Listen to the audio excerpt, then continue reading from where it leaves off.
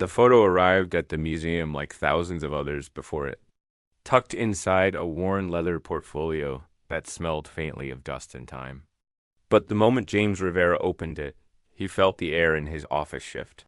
As a curator at the National Museum of African American History and Culture in Washington, D.C., he was used to handling history daguerreotypes of freedmen staring stiffly into the future, proud portraits of civil rights leaders, curling Polaroids of black families smiling on front porches. But this one was different. The donation had come from an estate sale in Richmond, Virginia. The attached letter explained that the items belonged to a woman named Dorothy Hayes, who had died at 97 with no known relatives. Her house, the executor wrote, had been full of carefully preserved photographs and documents, but no explanations. Hoping something among them might matter, he had sent a box to the museum. Inside, wrapped in tissue, James found the photograph mounted on thick cardboard, stamped with the mark, Anderson and Sons Photography, Richmond, Virginia, 1889. Two young men stood side by side in a studio setting, dressed in matching dark suits, high-collared white shirts, and patterned ties. Behind them, a painted backdrop showed an elegant library lined with books. A small table to the side holding a vase of flowers and what appeared to be a Bible. The man on the left was white. Early 20s, light hair parted neatly, a tentative handlebar mustache shadowing his upper lip. His expression seemed composed, confident, almost warm. The man on the right was black, about the same age, with a strong jaw and sharp, intelligent eyes. His suit was just as fine, his shoes just as polished, his stance just as upright. What struck James first was the intimacy of their positioning, the white man's hand resting on the black man's shoulder, and the black man's hand reaching across to grip his companion's forearm. It was a pose that spoke of trust, brotherhood, equality, an image almost unthinkable for 1889 Virginia. Barely 2 decades after the Civil War, as Jim Crow hardened segregation into law. Studio portraits were expensive, deliberate, public. You didn't spend that money to immortalize something you were ashamed of. At first glance, it looked like a rare and beautiful artifact of interracial friendship in a brutal era. But when James raised his magnifying glass and leaned in, the photograph began to change. The white man's hand, which had seemed gently supportive, was gripping the black man's shoulder with visible pressure, the knuckles slightly whitened. The black man's half-smile didn't reach his eyes. Instead, there was a tension there, a watchfulness that spoke of danger rather than ease. His free hand, hanging at his side, was clenched into a tight fist. James moved the glass over the painted backdrop, tracing the edges of the books and the decorative molding, until something half hidden in the lower right corner caught his eye, a length of chain. Thick links painted into the scene, incongruous against the refined library setting. Why would a photography studio add a chain to a backdrop meant to suggest education and respectability? He turned the mount over, hoping for names, a studio number, anything. What he found made the hair rise on his arms. In faded brown ink, written in a shaky hand, were the words, Thomas and Marcus. The last photograph before the departure. May God forgive us for what we have done. September 14th, 1889. James read the inscription again and again. The last photograph before the departure. Departure to where? And more importantly, may God forgive us for what we have done.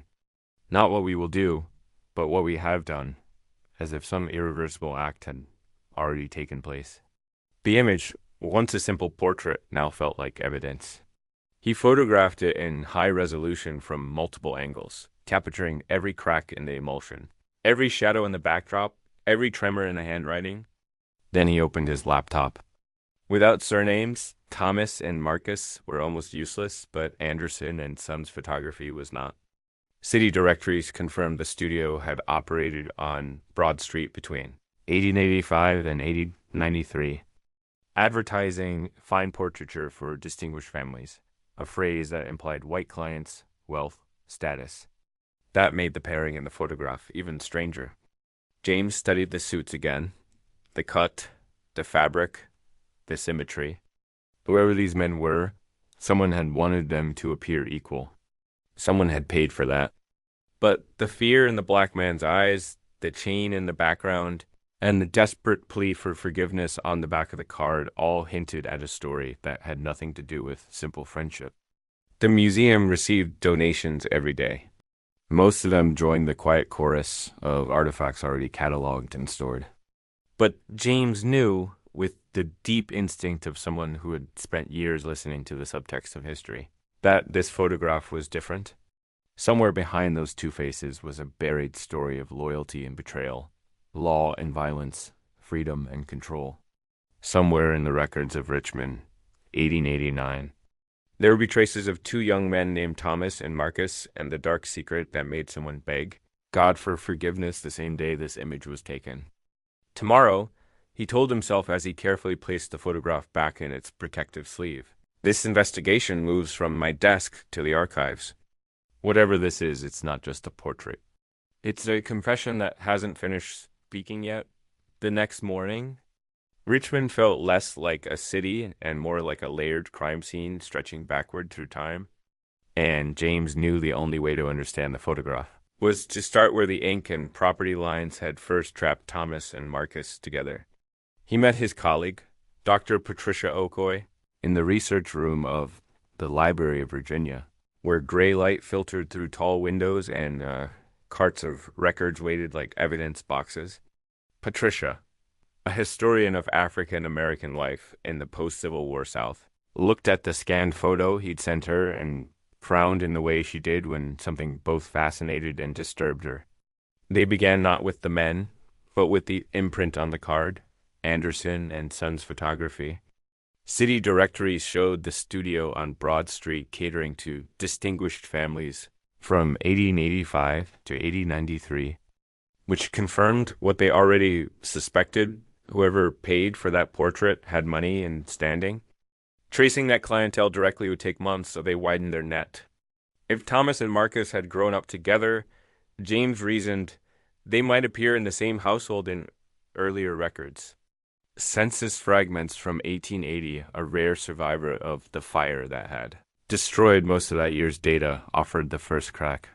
In Henrico County, just outside Richmond, they found a plantation household, William and Elizabeth Whitmore, their 13-year-old son Thomas, and a list of servants, among them age 13. Race-marked, colored, no surname, a boy named Marcus. On another page, a slave schedule from 1860 showed that before the war, the Whitmores had owned 43 enslaved people on a 1,200-acre estate called Oakwood. The names weren't listed. Only ages and sex human lives reduced to tally marks, but it was enough to place the family in the right time and place. After emancipation, Oakwood did not vanish. It simply changed legal vocabulary. Property deeds and tax rolls showed William Whitmore still on the land, though with reduced acreage, now employing laborers instead of slaves. In a box of brittle county court files, James and Patricia found what both of them already suspected would be there: labor contracts. From 1866 onward, the legal bones of a system meant to look like employment while functioning like slavery. One contract, dated January 1866, caught James's eye. Marcus Freeman, approximately 14, agreed to work for William Whitmore for 1 year in exchange for room, board, and $5 a month. In the same neat hand, another clause, Marcus owed Whitmore $20 for care and sustenance during the transition from slavery to freedom. At $5 a month, his first 4 months of labor would pay off a debt invented entirely on paper. Year after year, the pattern repeated: 1867, 1868, 1869, each contract bearing the same name, the same terms, and in place of a signature. A shaky X next to Marcus Freeman, suggesting either illiteracy or deliberate exclusion from the act of true agreement. It wasn't employment. It was peonage debt bondage officially outlawed on paper, but thriving in practice. Then, suddenly, the trail broke. After 85, there were no more contracts bearing Marcus's name. For a moment, James wondered if Marcus had finally escaped, but the silence felt heavier than freedom. It felt like someone had stopped recording things they didn't want traced. The real shock came when Patricia, digging through civil case files, called him over. Her finger pressed to a header that seemed to vibrate on the page. William Whitmore v. Thomas Whitmore, filed September 10th, 1889, just 4 days before the photograph's date. Entirely legal. Phrases. William accused his own son of lawfully interfering with family property and retaining human chattel contrary to the interests of the estate. Human chattel. In 1889, attached was a brief note that the person in question was a Negro male, known as Marcus, formerly in service to the Oakwood estate. Another document filed the same day flipped the script entirely. A counterclaim by Thomas accusing his father of maintaining illegal peonage, attaching as evidence copies of labor contracts and ledgers, showing unpaid wages and manufactured debts. James felt the room tilt slightly. The photograph's inscription, "May God forgive us for what we have done," no longer sounded like vague guilt. It was the voice of a son who had just dragged his father into court for a crime the entire local power structure had a vested interest in ignoring. Yet, after those filings, the case file simply stopped. No hearing date, no judgment, no dismissal, just absence. Hoping the newspapers had filled in what the court records omitted, James turned to the Richmond papers from that fall. There was no coverage of any Whitmore legal scandal, nothing about peonage, nothing about a son turning on his father. But in the October 4th, 1889 edition of the Richmond Dispatch, buried on an inside page, they finally found a name they recognized. Tragedy at Oakwood Plantation. Young Mr. Thomas W. Whitmore, 23, dies in an unfortunate hunting accident. According to the sheriff, Thomas had been cleaning a rifle when it discharged and killed him instantly. The family physician certified the death as accidental. The article went on to praise William's standing in the community, his service on various boards, the respect he commanded among gentlemen of the county. Not a single word about the lawsuit filed against him by his dead son only weeks earlier. Patricia looked up from the clipping, her expression grim. "So," she said quietly, 3 weeks after Thomas accuses of illegal peonage and tries to free a black man who grew up in his house, he just happens to blow his own chest open while cleaning a gun. James glanced back at the photograph in his folder, the tight grip on Marcus's shoulder, the clenched fist, the chain painted into the backdrop, and that desperate line on the back begging God for forgiveness. A portrait that had once looked like quietly radical friendship now looked like something else entirely.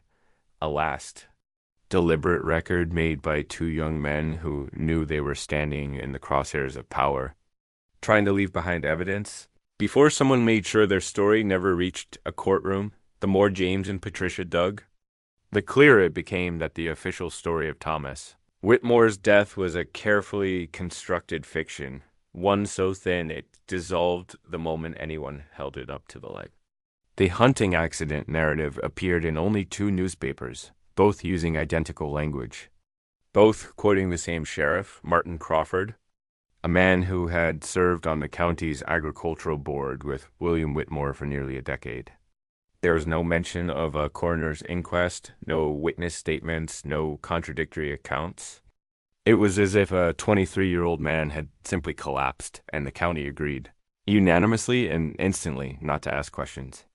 James requested the Henrico County Death Ledger for October 1889, and when the archivist placed the brittle book on the table, he felt a strange chill. Thomas's entry was short, almost aggressively simple. Cause of death: accidental shooting. The attending physician, Dr. Samuel Harrison. The informant, William Whitmore. No additional notes, no examination details. In dozens of other entries, even simple accidents had paragraphs of explanation, but not here. Patricia leaned over his shoulder.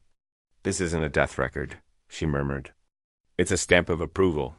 The deeper they looked into the officials involved, the darker the context grew. Sheriff Crawford had a long history of siding with plantation owners in labor disputes. Dr. Harrison was a close friend of the Whitmore family. His signature appeared on almost every Whitmore birth and death record for 2 generations. The Whitmores were old Virginia money families, like theirs didn't face scrutiny. They directed it. And in 1889, in a state still reasserting racial hierarchy at every level, a white father killing a white son to preserve control over a black laborer was not a scandal. It was something no one wanted to believe, and even fewer wanted to expose. But the most damning silence was the one surrounding Marcus. After the date of the photograph, September 14th, 1889, he vanished from all Virginia records. No death certificate, no arrest warrant, no labor contract, no listing in the 1890 census fragments. It was as if he had been swallowed by the earth the same night Thomas died. James stared at the photograph again. He had looked at it 100 times, but now it seemed to throb with unspoken tension. Thomas's grip on Marcus's shoulder wasn't reassuring, it was urgent. Marcus's clenched fist wasn't nervousness, it was readiness. They both looked like men trying to stand still long enough to leave a record that could not be manipulated by powerful hands. A last chance to say, this is who we were. This is what we tried to do. The inscription on the back, "May God forgive us for what we have done," read differently now. It wasn't guilt for betraying William Whitmore. It was fear that their attempt to expose him might unleash consequences neither of them could contain. James and Patricia returned to the court archives, searching for anything, notes, marginalia, a clerk's scrap of testimony that might hint at what happened after the filings on September 10th. They found nothing. The case vanished so completely it was as if someone had reached into the registry and plucked it out by hand. The judge listed on the docket for that term, Robert Chambers, had a reputation for discretion. His surviving correspondence suggested he often resolved matters involving powerful families informally, a euphemism for conversations held behind closed doors without clerks, ink, or record. So the judge gets a counterclaim, Patricia said slowly, realizes it will explode the entire county's power structure, and instead of scheduling a hearing, he calls William Whitmore into his chambers and warns him what's coming. James nodded, and 4 days later, Thomas is dead. And Marcus disappears, Patricia added. Or, James said quietly, Marcus runs. That seemed the only possibility. If Marcus had been present, or if William Whitmore had been looking for someone to blame, the sheriff would have listed him as a suspect. There would have been a manhunt, a bounty, newspaper notices. But there were none. That meant Marcus got away before William could act, probably helped by someone who knew the plantation well enough to move unseen. Thomas. That photograph. Patricia whispered. It wasn't just sentimental. It was evidence. A time stamp. Proof that they were together. That Thomas stood with him. And maybe, James said softly, proof of motive if someone ever found the courage to ask what really happened. By late afternoon, they had followed every breadcrumb the archives offered.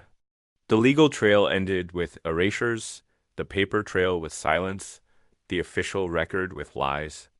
The only remaining path was the one left by Marcus himself. If he had lived, if he had escaped, if he had told his story somewhere, church records, black newspapers, Freeman's Bureau reports, those traces would lie north. James shut his laptop. Tomorrow, he said, we stop looking for Marcus Freeman in Virginia. Why? Patricia asked. Because someone made sure he disappeared here. He slid the photograph back into its protective sleeve. If he survived, his story doesn't end in the South. It begins in the North. For the first time all day, the portrait seemed to shift in front of him, less like a posed studio image and more like a doorway. The two men were trying to push open before it was slammed shut behind them. By the next morning, the archives in Richmond felt claustrophobic, like a room built specifically to hide the truth rather than reveal it. James knew they had reached the limit of what the South was willing or permitted to remember. If Marcus had survived the night Thomas died, he would have done what countless freedmen trapped in post-war Virginia had been forced to do: run north and remake himself, out of reach of the people who once claimed ownership over his life.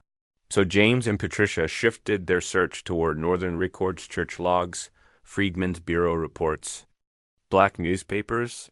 Anywhere a man trying to disappear might have resurfaced. It didn't take long for their luck to turn. Late that afternoon, Patricia's phone buzzed. Dr. Raymond Cole, a genealogist who specialized in tracing African-American families through fractured Reconstruction-era records, had responded sooner than expected. I have him, he said without hesitation, and James felt his pulse quicken. According to the records Raymond uncovered, a man named Marcus Freeman appeared in the membership rolls of First Baptist Church of Philadelphia, one of the oldest and strongest black congregations in the city. The year of admission, 1891, 2 years after the photograph, 2 years after Thomas died. His age in the record matched exactly. His birthplace, Virginia. His occupation, carpenter. It was the first living proof that Marcus had not died at Oakwood, had not been jailed, had not vanished into violence. He had escaped. And he had stayed free. James felt a jolt of relief so sharp it surprised him. For hours he had stared at Marcus's clenched fist in the photograph and wondered if the fear in the young man's eyes was prophetic. Now, for the first time, the story pushed forward without violence. Marcus had lived. But the question became, how? How did a man go from being the key witness in an explosive peonage case against one of the wealthiest planters in central Virginia to walking into a church 250 miles away carrying nothing but a new name and professional skill? The answer, James suspected, lay in the note Thomas had whispered as he bled out. Run, Marcus. Papers, desk run. The next phase of the search moved quickly. City directories showed Marcus living at 712 South Street in Philadelphia by 1892, in the heart of a bustling black neighborhood where churches, schools, mutual aid societies, and skilled trades formed a protective network for Southern migrants. By 1895, Marcus owned a small carpentry shop, a remarkable rise for a man who, according to Virginia records, had never earned real wages. Philadelphia had offered him something Oakwood never would. A life not defined by someone else's claims. Then came the breakthrough James hadn't dared hope for. In the Philadelphia Tribune, the oldest African-American newspaper in the country, he found a headline from October. 1,899. Local businessman shares story of escape from Peonage. The article described a man who had endured years of forced labor under fraudulent contracts in Virginia. A man who escaped only because a white friend risked everything, his family, his inheritance, his safety, to expose the illegal system. A man who, said that friend, paid the ultimate price for his conscience. There it was. Thomas Whitmore's death, finally spoken aloud, if only in coded terms. The article didn't name Oakwood or William Whitmore directly, but James recognized the story instantly. The courage, the betrayal, the violence, the escape. The photograph suddenly felt heavier, almost alive, as if the two young men were watching their story finally surface after more than a century. Still, one question gnawed at James. Where were the documents? The copies Thomas had made, the contracts, the ledgers, the judge's order freeing Marcus. If those papers had survived, they were the key to proving everything. And then an unexpected detail in a 1920 profile provided the missing link. The Tribune wrote that Marcus kept in his office documents from his past that remind him daily of the cost of freedom. Not memories, not stories. Documents that, if those papers still existed, they were somewhere in Marcus Freeman's family. Someone, maybe a child, maybe a grandchild, had inherited a box of records without ever understanding what they meant.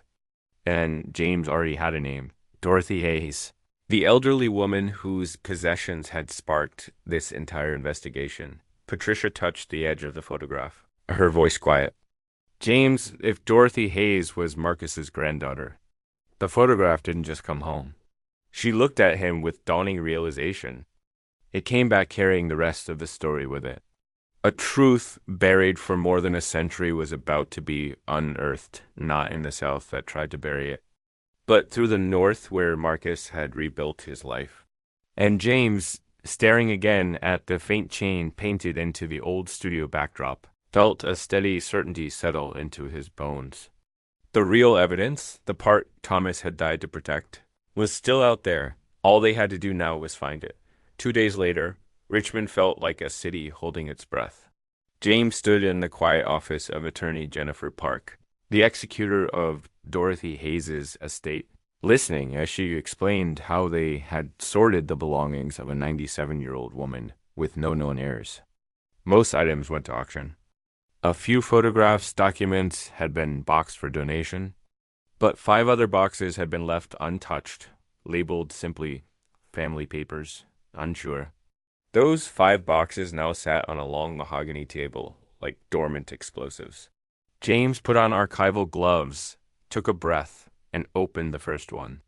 Inside were letters, bundles of them tied with ribbon. The ink faded, but still legible. They were addressed to Thomas, Elizabeth, William. And then, astonishingly, to Marcus. Letters written by Marcus Freeman himself between 1920 and 1935 to the children and grandchildren who would one day inherit his history. The letters were full of advice about faith, work, dignity, education. But one letter, dated 1929, struck James like a blow. "My son, you bear the name of the bravest man I ever knew. Thomas Whitmore was more than a friend to me. He was my brother." James read further, his throat tightening. "He died so that I could be free. Never forget that." There it was, the truth Marcus had guarded and passed down through generations, waiting for someone to finally understand. The second box held ledgers from Marcus's carpentry business. Proof of success. Proof that he rebuilt his life. Proof that he became not just free, but prosperous. But James's hands shook when he opened the third box and saw the oilcloth bundle. Something wrapped carefully, reverently, as if the person who folded it knew it must survive. He unwrapped it slowly. Inside were documents. Original documents. The very papers Marcus had carried the night he fled Oakwood. Papers Thomas had died to protect. The first was a court order, dated October 2nd, 1889, signed by Judge Robert Chambers, the same date Thomas died. The order declared Marcus Freeman free of all contracts and awarded him $500 in back wages. It declared the Whitmore contracts fraudulent, and it bore Thomas's signature as the primary witness. The second document was Thomas Whitmore's affidavit, 10 pages in careful handwriting, laying out every detail of his father's peonage system. Forged debts, unpaid wages, coerced signatures, labor enforced by threat and violence. Thomas had written, "I file this affidavit as a citizen upholding the law and as a friend honoring the humanity of Marcus Freeman." And then the line that made James's breath catch. "If there is shame in this testimony, it belongs to those who maintain such systems, not to those who expose them." Thomas knew.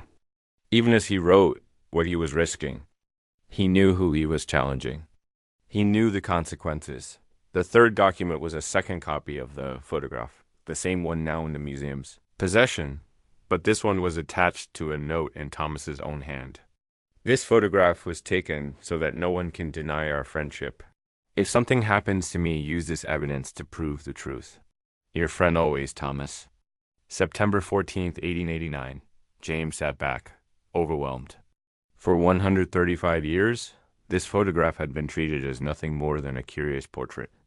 But in reality, it was part of a legal case, a final act of defiance in a battle between justice and a man who believed himself untouchable. The fourth box revealed the emotional heart of the story, Marcus's diary. The cover was cracked, the pages brittle, but the entries were vivid. The very first was dated January 15th, 1890. "I am free. Thomas died to make it so. Today, I begin my life as a truly free man." Entry after entry described how Marcus worked at night, saved pennies, found shelter, found community, found faith, and woven through those entries, sometimes painfully, sometimes gratefully, was Thomas. June 12th, 1891. Today would have been his 25th birthday. September 14th, 1895. 6 years since our photograph. I look at it sometimes and remember his courage. October 6th, 1900. 11 years since he died. My son Thomas learns to read. I teach him every night, as Thomas's mother once taught us. Marcus had carried Thomas's memory for his whole life, and Dorothy, his granddaughter, had unknowingly carried their evidence for hers. When James finally looked up, the sun had shifted across the room. Hours had passed without him noticing. He had come looking for clues. He had found the entire truth. Letters, diaries, legal documents, an affidavit, a court order, and the photograph itself. Every piece of the story Thomas had died to preserve was right here. Intact, saved by a family who didn't know what they were safeguarding. James closed the diary gently, the weight of history pressing against his palms. "Patricia," he whispered, "this isn't just a mystery. It's a testimony." And at last, after 135 years of silence, the testimony was ready to speak. For the next 48 hours, James barely slept. The documents from Dorothy Hayes's estate were not just evidence. They were a map, a trail Marcus Freeman had left behind piece by piece, trusting that someday someone would care enough to follow it. The legal papers, the letter, the duplicate photograph, the diary, together they formed a story so complete, so devastating, that the museum would have no choice but to bring it into the light. But James knew that before he could tell the world, he had to tell the people whose lives were shaped by that history. He had to find the descendants. Patricia helped him trace Marcus's family tree. It was surprisingly intact, another small miracle of preservation.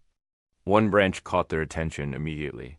Marcus's daughter Elizabeth had married a man named Hayes, and their daughter, Dorothy, was the woman whose possessions had sparked this entire investigation. But Marcus's eldest son, Thomas Freeman, named after the young man who died for him, had children as well. And one of those children had become a civil rights lawyer in the 1960s. That lawyer, Marcus Freeman too, had 2 daughters still living, one of whom was Dr. Alicia Freeman, a retired historian in Oakland. California. James dialed the number with shaking hands. "Dr. Freeman," he said, "my name is James Rivera. I am a curator at the National Museum of African American History and Culture. I've been researching your great-great-grandfather, Marcus Freeman." There was a long pause on the line, then a soft inhale. "You found him?" she whispered. "You actually found him." Her voice trembled with a mixture of awe and disbelief. "I've heard stories since I was a child," Alicia said. "Stories about a white man named Thomas Whitmore who saved our ancestor. But no one ever had proof. Just fragments. Family lore. My grandfather said the real documents were lost." "They weren't lost," James said. "Dorothy kept them. All of them." 3 days later, Alicia Freeman flew to Washington. James and Patricia met her in a private research room where the documents were laid out on padded tables. Alicia approached them as if approaching sacred objects. Her fingers hovered over the diary before she finally touched it.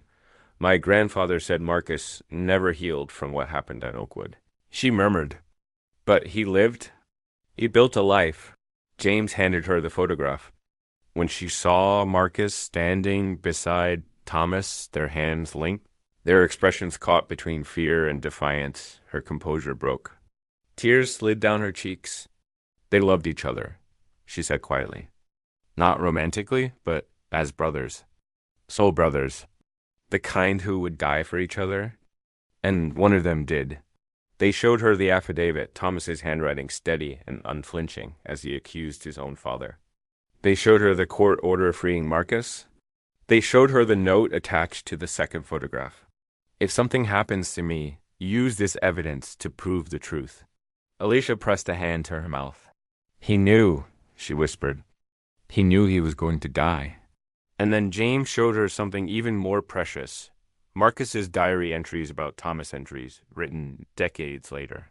Still tender, still grieving. Alicia cried again, grieving for a man who had died 135 years earlier, and for the man who had loved him enough to remember when the initial wave of emotion passed. Alicia said something that stuck with James for the rest of the day. My family survived because 2 boys refused to follow the rules of the world they were born into.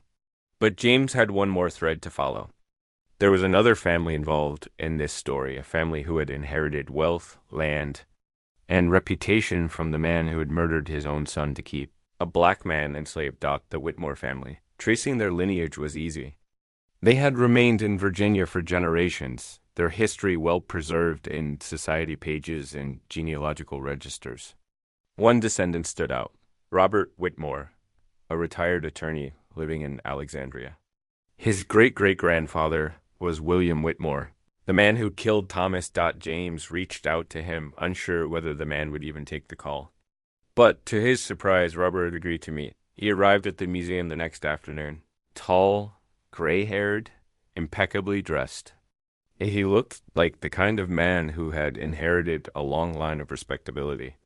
But when James told him the truth, showed him the affidavit, showed him the court order, showed him Thomas's note, something in Robert's face changed.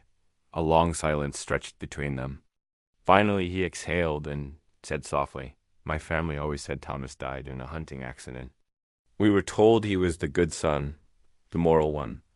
But they never explained the fight he had with his father. They erased it." He traced a finger over Thomas's handwriting. "I'm ashamed that William is my ancestor," he said. "But I'm proud, deeply proud that Thomas is."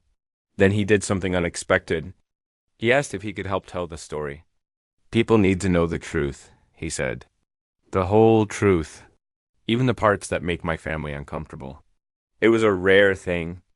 James realized to see someone stand not with their ancestor. But with history. By the time the meeting ended, James had made up his mind. The documents needed to become an exhibition. The photograph needed to be seen. The silence needed to end. He picked up the portrait one more time, their hands locked, their faces young and tense. A photograph meant to be evidence, not art, a warning. A record, a message. After 135 years, it was finally ready to speak. In the weeks that followed. The museum became less a workplace and more a living archive of ghosts finally stirring. Every morning, James arrived before sunrise, unlocking the quiet galleries with the heavy knowledge that he was carrying a story almost no one alive had ever heard in full. The documents from Dorothy Hayes's estate, Thomas's affidavit, the court order, Marcus's diary. The second copy of the photograph were now in conservation labs being cleaned, scanned, protected. The museum's senior historians reviewed them with widening eyes, each page confirming what James and Patricia already knew. This was not a minor story. This was not a footnote.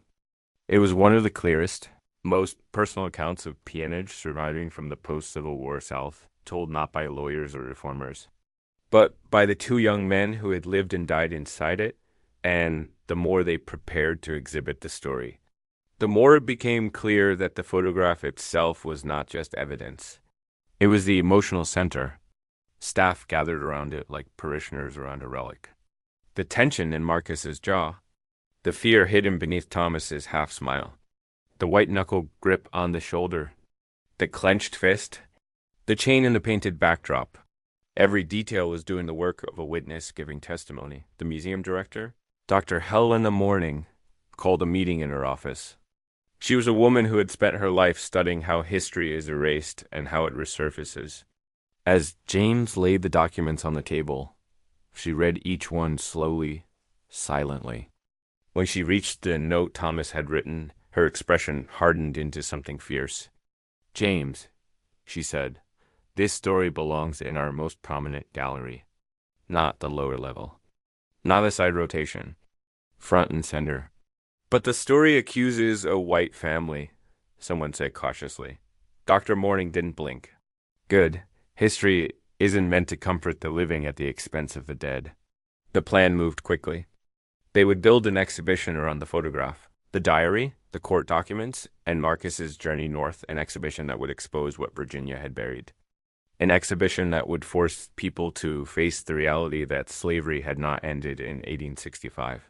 It had mutated, survived, adapted, and that one young white man, Thomas, had tried to stop it at the cost of his own life. But James knew there was still one piece missing: the voices of the families. Without them, the exhibition would be complete but not whole. Alicia Freeman had already agreed to contribute. She had recorded hours of interviews in which she read aloud her great-great-grandfather's diary, her voice cracking each time Marcus wrote Thomas's name. What surprised James was what happened when he contacted Robert Whitmore again. "I've been thinking about my ancestor," Robert said quietly. "About Thomas. And about William. If this exhibition is going to tell the truth, then I want to be honest, too." He sat before the museum camera the following week, hands folded, eyes steady, an old man facing the sins of a family he never chose. "My great-great-grandfather, William Whitmore," he began, "was a criminal. He maintained illegal peonage. He falsified debts. He trapped black men in bondage 20 years after slavery supposedly ended. And when his son challenged him, he killed him." He paused, and James saw grief flicker across his face. "But Thomas did something rare. He chose the truth. He chose justice. He tried to free a man his father claimed to own. And for that, he died. If this is my family's legacy, then let the record show. I honor Thomas, not William." The video would soon become one of the most talked about elements of the exhibition. Meanwhile, James continued piecing together the last gaps in the timeline. He located Marcus Freeman's descendants across the country: teachers, artists, activists, none of whom had known the full extent of their ancestors' ordeal. Each phone call became its own moment of history, each conversation a small resurrection. Through their stories, the museum learned something profound: the courage Thomas had shown in 1889 had rippled outward for generations. Marcus's children had been educated, successful, outspoken. His grandchildren had been lawyers, teachers, organizers. His great-grandchildren had marched in the civil rights movement. His legacy, enabled by the sacrifice of a white boy whose name had been nearly erased, had helped shift the world incrementally toward justice. As the exhibition neared completion, the museum designed a space for the photograph unlike anything James had seen before. A dimly lit room, a single spotlight, the portrait at eye level, Thomas and Marcus standing forever frozen in defiant stillness. The inscription reproduced beside it: "May God forgive us for what we have done." Visitors would walk through the gallery in silence, reading the contracts that enslaved Marcus, the affidavit Thomas wrote, the diary Marcus kept, the obituary that lied, the death certificate that hid the truth, and the congressional testimony that finally exposed it. And at the end of the exhibition, after the documents, after the videos, after the testimony, visitors would arrive in that quiet room and meet the photograph. Face dash to dash face dot the night before the exhibition opened, James stood in that room alone. The museum was silent. The photograph glowed softly in the dark. He imagined the two young men as they stood in that studio 135 years earlier. Thomas, resolute but terrified. Marcus, proud but trembling. Both aware the world they lived in was designed to crush them for standing side by side. But they stood anyway, and they left behind proof. Proof that survived everything meant to bury it. James whispered into the darkness, "We found you. We hear you." And for a moment, he felt as though the photograph was listening back. On the morning the exhibition opened, a line stretched from the museum doors all the way to Constitution Avenue. Teachers with students, elderly couples, descendants of enslaved families, tourists who had seen the story teased online, people who didn't know exactly what they were coming to see, but felt the weight of it in the air. There was a hush to the crowd, a kind of reverence, as if they sensed history preparing to unseal itself. Inside, the museum lights dimmed. Staff whispered final instructions. And then, at 10 a.m., the doors opened. Visitors entered the gallery, not into brightness, but into a slow, unfurling darkness, walls painted deep charcoal, lined with documents that glowed under soft spotlights. It was designed to feel like walking through the past, page by page, lie by lie, truth by truth. The first section introduced Oakwood Plantation and the shadow system of peonage that had survived long after the Civil War. Visitors read, the 1866 labor contract that trapped Marcus, the false debt ledger, the 1874 arrest warrant for a breach of contract that proved slavery had simply changed vocabulary. People stopped, shook their heads, whispered, I never knew this. The path then led into the confrontation, where Thomas's affidavit was displayed in a glass case, like a holy text. Visitors leaned close to read his exact words, his steady handwriting, his courage burning off the paper. A young black teenager traced the signature with her finger, though her fingertip hovered a millimeter above the glass. He wasn't scared? She asked her mother. Her mother whispered, he was scared.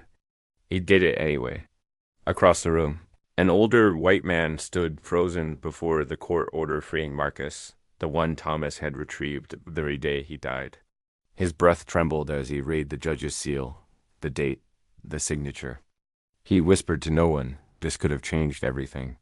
The exhibition then shifted into the cover-up, displaying the obituary, the false death report, the newspaper praising William Whitmore as a respected planter. Visitors gasped at the bluntness of it, the ease with which a community had buried a murdered son to protect a criminal father. Then came the most emotional section, Marcus's diary, pages open to entries about Thomas's grief, his gratitude, his vow to live in a way that honored the sacrifice.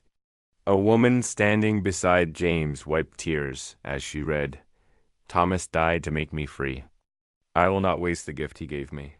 But nothing could prepare the visitors for what waited in the final room. The photograph. It hung alone. A single spotlight illuminating it like a flame in darkness. Visitors stepped inside and stopped, every one of them. Two young men, hands locked, eyes tense with dread, standing together against a world that demanded they be enemies. Some people covered their mouths. Others reached for the hand of the person beside them. A man in his 70s whispered, my God, as if the image itself were breathing. Every detail, the white knuckle grip, the clenched fist, the chain half hidden in the backdrop now made perfect, terrible sense. This wasn't a portrait. It was a message, a warning, a farewell. Beside the photograph, Thomas's inscription was reproduced in glowing script, the last photograph before the departure. May God forgive us for what we have done. Children asked their parents what it meant. Parents knelt down to explain. They tried to do the right thing, and it cost one of them everything. Throughout the day, James drifted quietly through the gallery, listening, not to questions, but to the silences that fell as visitors began to understand. He watched Alicia Freeman stand before the photograph with her hand pressed to her chest, tears sliding down her face. He watched Robert Whitmore stand beside her, solemn, humbled, honoring the man his own ancestor had killed. At one point, Alicia reached out and gently took Robert's hand not as a symbol, not as a gesture for cameras, but as something real, something healing. By evening, the exhibition had drawn thousands. News crews buzzed outside. Historians called it one of the most significant peonage revelations in a century. Visitors left the museum changed, carrying with them the truth that two young men in 1889 had died and lived so that justice could inch forward, one life freed, one life lost, both remembered. When the last visitor finally left, James returned to the quiet room alone. The photograph glowed gently in the fading light. He stood in front of Thomas and Marcus and whispered the words he felt they had been waiting to hear for more than a century. You're not forgotten. For the first time, the photograph no longer felt like a silent confession. It felt like a voice steady, defiant, enduring. Not a relic. Not a mystery. But testimony. A story finally told. A truth finally believed. A friendship finally honored. And somewhere in that fragile space between history and memory, It felt as if the two men in the photograph were standing together again, free at last from the silence that once threatened to erase them.